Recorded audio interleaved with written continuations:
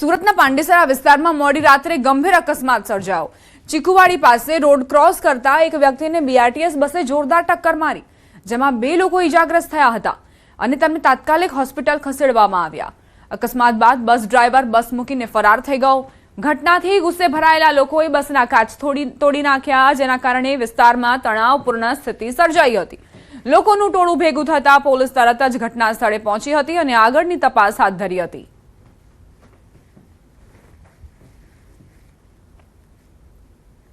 Rajkot Vinchhiya Jasdan road પર રખડતા આખલાના કારણે અકસ્માત। બાઇક સવાર રોડ પર જઈ રહેલા આખલા સાથે ટકરાયો। આખલા સાથે ટક્કર બાદ રોડ પર પછડાયો બાઇક ચાલકને માથામાં ગંભીર ઈજા પહોંચી છે। સમગ્ર ઘટનાના સીસીટીવી ફૂટેજ સામે આવ્યા છે। હાલ ઈજાગ્રસ્ત યુવકની હોસ્પિટલમાં સારવાર ચાલુ છે।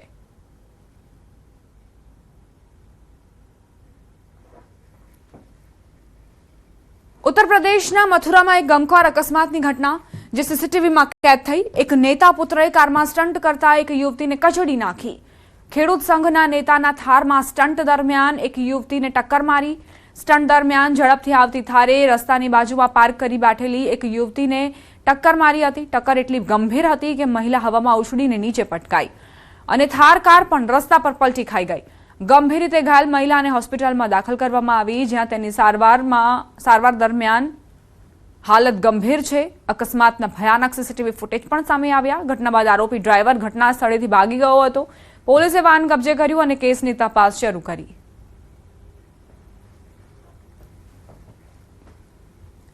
સુરતમાં ભાજપે 3 કાર્યકરોને સસ્પેન્ડ કર્યા છે। અન્ય પાર્ટીમાં જોડાતા આ કાર્યકરો સામે કાર્યવાહી કરાઈ છે। पक्ष विरुद्ध कार्यकर्ता भाजपे तेमने सस्पेन्ड कर्या। अनिल भाई सोनकुसरे जेमने भाजपे सस्पेन्ड कर्या छे। मिलिंद भाई सबकाल ने पण सस्पेन्ड कराया। हरीश भाई सबकाल ने भाजपे सस्पेन्ड कर्या छे। राजकोट में कांग्रेस उम्मीदवार नयनाबा जाडेजानी उम्मीदवारी मुद्दे राजकीय माहौल गरमायो। आ मुद्दे राज्य सरकारना मंत्री अने नयनाबा जाडेजाना भाभी રીવાબા જાડેજાએ निवेदन आप्युं કે ચૂંટણી લડવા બદલ તેઓ નયનાબા જાડેજાને શુભેચ્છા પાઠવે છે। જો કે તેમણે સાથે જ વિશ્વાસ વ્યક્ત કર્યો કે આ ચૂંટણીમાં જીત ભાજપના ઉમેદવારની જ થશે। તેમણે ભાજપના કાર્યકર્તાઓની મહેનત અને સમર્પણ પર પૂર્ણ વિશ્વાસ વ્યક્ત કર્યો છે। મને વિશ્વાસ છે રાજકોટની જનતા ઉપર, ભારતીય જનતા પાર્ટીના સંગઠનના કાર્યકર્તા ઉપર કે આગામી 26 તારીખે જે પેનલમાં भारतीय जनता पार्टी उम्मीदवार छे एने जंगी लीड साथे जिताड़ी। राजकोटમાં સ્થાનિક સ્વરાજની ચૂંટણીને હવે માત્ર 7 દિવસ બાકી રહ્યા છે અને રાજકીય ગરમાવો ચરમસીમાએ છે। ભાજપ, કોંગ્રેસ અને આમ આદમી પાર્ટીના ઉમેદવારો જોરશોરથી પ્રચારમાં વ્યસ્ત છે।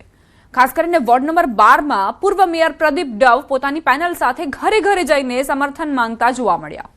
58,000 થી વધુ મતદારો ધરાવતા આ વિશાળ વોર્ડમાં સવર્ણ મતદારોનું પ્રભુત્વ મહત્વનું ગણાઈ રહ્યું છે, જ્યારે ઉમેદવારો વિકાસ કાર્યો અને ભૂતકાળના કામોના આધારે જીતનો દાવો કરી રહ્યા છે અને 28મી તારીખે મતદારોનો નિર્ણય શું આવશે તે પર સૌની નજર ટકેલી છે।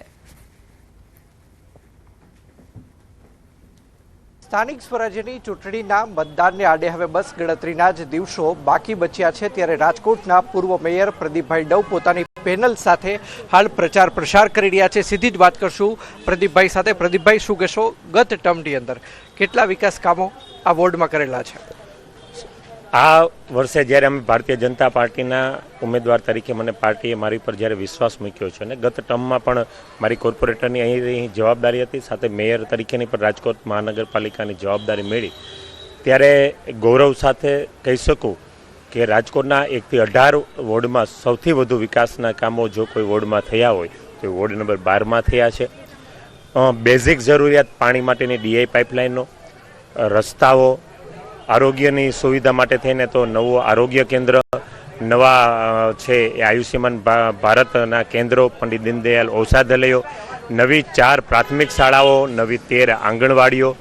હું જ્યારે ચૂંટાણો આ વિસ્તારમાંથી ને ત્યારે રાજકોટમાં છે અંદાજિત 450થી વધુ બગીચાઓ હતા, પણ આ વોર્ડમાં છે એક પણ બગીચો નહોતો। ત્યારે આધુનિક વાવડીમાં છે 8 કરોડના ખર્ચે બગીચાનું પણ નિર્માણ કર્યું। અહીંયા આપણે જે હાલ છે એનાથી માત્ર 200 મીટરના અંતરે નવો બગીચો છે એ 4 મહિના પહેલાં તેમનું લોકાર્પણ કર્યું। હાલમાં રેસકોર્સ ગાર્ડન પછીનો સૌથી મોટો બીજા નંબરનો ગાર્ડન એ મારા વોર્ડમાં 27 કરોડના ખર્ચે બનવા જઈ રહ્યો છે. આ ઉપરાંત વાવડીમાં નવું ફાયર સ્ટેશન, આંતરરાષ્ટ્રીય કક્ષાનું Mavdi sports complex, Atal Bihari Vajpayee sports complex, ગત 5 વર્ષની અમારી કામગીરી છે એનો હિસાબ પણ અમે લોકો સમક્ષ રજૂ કર્યો છે. મને ચોક્કસ વિશ્વાસ છે કે તે આજે જન સમર્થન જે રીતે જોઈએ છીએ ત્યારે લોકોની ખૂબ આશા અમારી ઉપર છે. લોકો નરેન્દ્રભાઈ મોદીના નેતૃત્વમાં ભારતીય જનતા પાર્ટીના 4 કમળને ખૂબ જંગી લીડથી વિજય અપાવશે એ નિશ્ચિત છે. ને અહીં અમે રાજનીતિ વિકાસના આધારિત, અમારા કામોની આધારિત ને એટલે જ અમે કહીએ છીએ કે આ વિસ્તારમાં અમારા કામ બોલે છે. આ જ વિસ્તારમાં છેલ્લા 20 વર્ષથી રહું છું અને આ જ વિસ્તારમાં 20 વર્ષથી ભારતીય જનતા પાર્ટીના કાર્યકર્તા તરીકે હર હંમેશ તમામ ચૂંટણીમાં અને ચૂંટણી પત્યા બાદ પણ લોકો વચ્ચે અમે રહ્યા છીએ અને અમે 4 ઉમેદવારો જંગી બહુમતી જીતશું અને કોંગ્રેસના અને આમ આદમી પાર્ટીના આ વોર્ડમાં સુપડા સાફ થવાના છે એ નિશ્ચિત છે. ઘણા બધા કામો થયા છે એટલે જન સંપર્ક અમે કરીએ છીએ ત્યારે અમને બધાના આશીર્વાદ પણ મળે છે. તમારે અહીં આવવાની જરૂર નથી. તમને અમે ભાજપને અને મોદી સાહેબને જ અમે મત આપશું અને તમે એવા કામ સરસ કર્યા છે એટલે તમારે કોઈ ચિંતા કરવાની જરૂર નથી.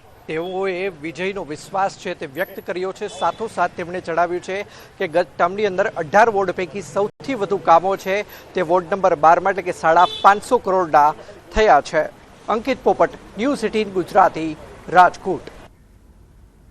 અમદાવાદ મ્યુનિસિપલ કોર્પોરેશનની ચૂંટણીમાં પ્રચાર કરવા નીકળેલા કોંગ્રેસના સ્ટાર પ્રચારક અને વડગામના ધારાસભ્ય જિગ્નેશ મેવાણીને સ્થાનિકોના ભારે રોષનો સામનો કરવો પડ્યો. રખિયાલ સરસપુર વોર્ડમાં કોંગ્રેસના ઉમેદવારોના સમર્થનમાં યોજાયેલી રેલી, જેમાં સ્થાનિક કાર્યકર્તાઓએ કાળા ઝંડા ફરકાવીને જિગ્નેશ મેવાણીનો વિરોધ કર્યો અને હાય હાયના નારાઓ સાથે કાર્યકર્તાઓએ મેવાણી અને કોંગ્રેસની પેનલ સામે પોતાનો આક્રોશ વ્યક્ત કર્યો.